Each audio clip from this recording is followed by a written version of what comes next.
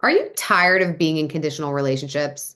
You know the ones I'm talking about, where you're always having to look good, say the right things, be a certain way. The relationships where the moment that you're having a bad day or you're going through a hard time, those people just suddenly disappear from your life or aren't there for you. Aren't you exhausted? Exhausted from feeling like you have to keep up with everyone else's expectations when all you want, actually, all you've ever wanted, is to be loved and accepted for who you are, not what you do, not what you look like, not how much money you have in your bank account or the things that you have. I see you. I see that exhaustion, that deep longing, that desire to just be real, to be yourself, to be loved for exactly who you are. I'm Crystal, and today on Empower Me Monday, we're going to talk about the truth about authentic relationships. Because here's what nobody's telling you. Most of us have built our entire lives, our entire social networks, our entire identities around being who we think other people want us to be. We've become master shapeshifters, being the perfect employee, the agreeable friend, the low maintenance partner, the always there for you family member. But at what cost? Today is not just about understanding authentic relationships, it's about facing the uncomfortable truth that when you choose authenticity, every single relationship in your life will be challenged. Every single one. Are you ready for that? Because that's what real transformation looks like. Let's get started.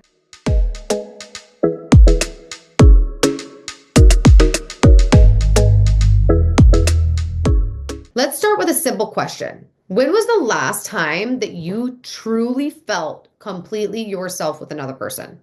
Not the polished version of yourself, not the trying to be perfect you, but the raw, unfiltered, this is who I really am you. For most of us, that's a very hard question to answer. Why? Because we've been conditioned since childhood to be pleasers, to fit in, to be likable, agreeable. We learned early that being liked for who we pretend to be feels a lot safer than risking rejection for who we really are. But here's what nobody tells you about inauthenticity. One, it's absolutely exhausting. You're constantly monitoring yourself, adjusting your behavior, watching your words. Two, it creates shallow connections. People aren't connecting with you, they're connecting with your carefully curated performance. Three, you're attracting inauthentic people in your life. When you are being inauthentic, you attract the match to that.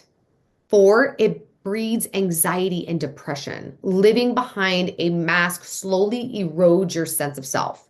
And five, it prevents true intimacy. How can anyone truly love you when you don't know who you are, when you're not being who you are, and when you're unwilling to accept who you really are? When you make a choice, yes, it is a choice to step into your authenticity, something profound happens. It's like turning on a light in a dark room. Suddenly you see everything differently. You start noticing the friend who always wants to talk about surface level topics and becomes uncomfortable when you share your real struggles or they change the subject. You see the friends who only want you there when they need you, but are never there when you need them. You see the family member who loved you when you played small, but becomes very defensive when you start speaking your truth. You start seeing the partner who was only attracted to your agreeableness, but doesn't know how to handle your authentic needs and desires. And this is where people stop. They get a glimpse of how inauthentic their relationships are, and they retreat back into their comfortable masks. Most people are afraid of losing everything.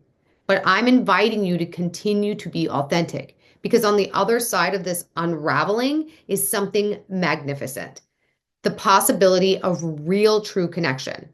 Now, let me be clear. This journey will be messy. You will lose people. Some relationships won't survive your authenticity, and that's okay. It's necessary because what's the alternative? Spending your entire life being loved for someone you're not? So, what does it actually look like to revolutionize your relationships through authenticity?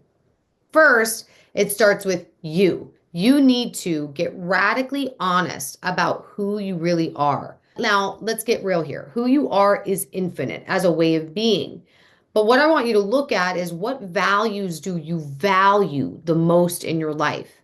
I want you to look at where are you performing instead of being? I want you to notice what triggers you to abandon yourself.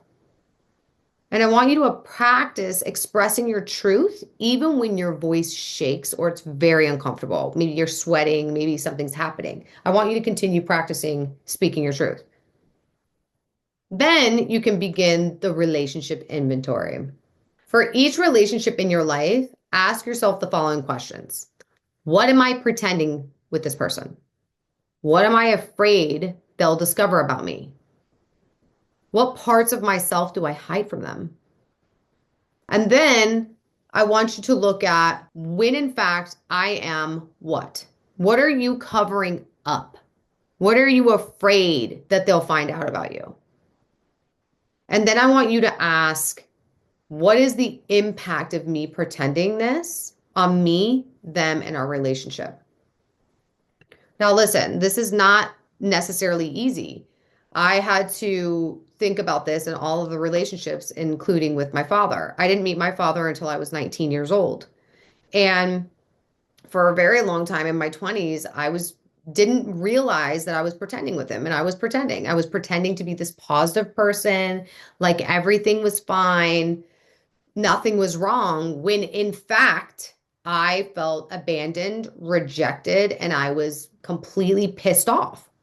And the impact that that had on our relationship is I would just keep him so far away. I was like, I don't really care if he's in my life or not. I'm just good. Everything's good. Everything's fine. And so I just kept him really far away. And when I had the conversation with him, I cleaned that up with him. I was like, I didn't realize I was pretending so much with you. And, he said the most profound thing that was actually really true. He said, Crystal, when you met me, I was afraid that if I came in as that overbearing father, you would run. And I lost you once and I never wanted to lose you again. And he was right. He was right. If he would have came in that overbearing father, I would have ran. But this is what it looks like to understand your inauthenticities and how you can clean them up and start to either rebuild relationships or recreate your relationships, or you let certain relationships go. This isn't about judgment. It's really just about clarity, because once you see the truth, you can't unsee it. And that's when the real work begins, or the healing begins. It's when you discover that you're being inauthentic in every single relationship. Now, here's what happens when you commit to authentic relationships. Some relationships will end. That's not a failure. That is alignment. Some relationships will go through painful transformation. That's exactly what me and my dad had to go through. We had to recreate our entire relationship, and we did it. And thank God we did it before he passed away. I got to actually experience an authentic, loving relationship with a father that I never experienced loved me before. And that was a miracle. You will also see new relationships enter your life, ones that are attracted from your authenticity from the get-go. And you're going to actually also start to experience a level of connection you didn't know was possible. And the most beautiful part is when you show up authentically, you give other people permission to do the same. Your courage becomes contagious. So as you move forward, just remember, authenticity is a practice. It's not a destination. You are already always inauthentic. Yes, some people don't want to hear that. Some people think, no, I'm authentic. Honey, go check. There is the inauthentic way of being. It's not something that you need to actually be intentional about. It's automatic. But authenticity is something that all of us need to be intentional about, because it puts yourself out there. It's vulnerable. It's real. And it's okay to be messy and imperfect. Real relationships can handle your truth. You deserve to be loved for who you actually are. So this week, I really challenge you to take one step towards authenticity in your relationships. Maybe it is having that conversation with somebody that you've been avoiding, or expressing a need that you've been hiding, or like for me, restoring integrity, cleaning up your shit. It's not just about blaming others. You have been being inauthentic. Clean it up, apologize, and take ownership. Or maybe you need to set a boundary when you've been afraid to set one. Or you need to start showing a part of yourself that you usually keep hidden.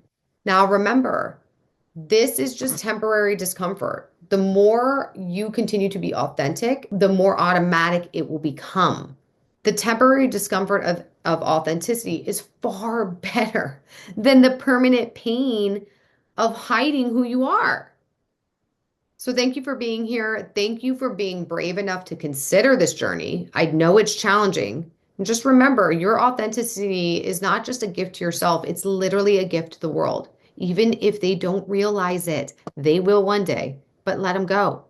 And until next time, keep choosing your truth, keep choosing you, and watch how your relationships transform. You've got this.